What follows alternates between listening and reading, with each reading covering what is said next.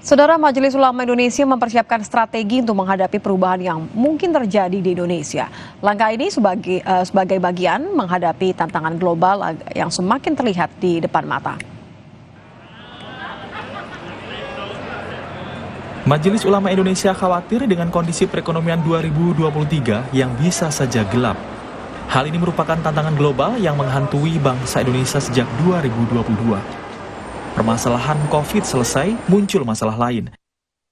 Wakil Ketua Umum Majelis Ulama Indonesia, Kiai Marsudi Suhud, menilai perubahan akan suatu keadaan itu pasti akan terjadi, baik perubahan yang bersifat memaksa maupun yang direncanakan.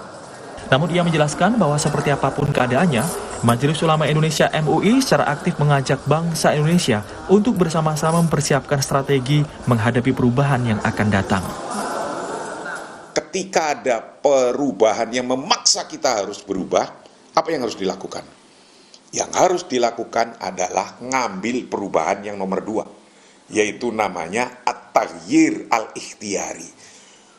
Perubahan yang kita rencanakan ke depan mau apa. Nah, ketika ke depan mau apa, dan memprediksikan di depan kira-kira ada apa, mau terjadi apa.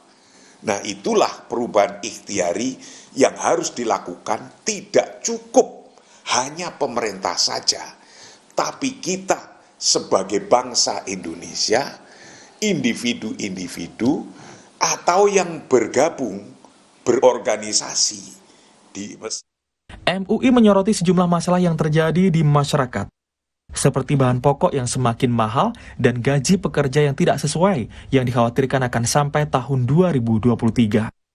Kiai Marsudi Suhud menyebut kerjasama antara pemerintah dengan Majelis Ulama Indonesia serta seluruh individu di Indonesia merupakan kunci penting mengatasi masalah ini.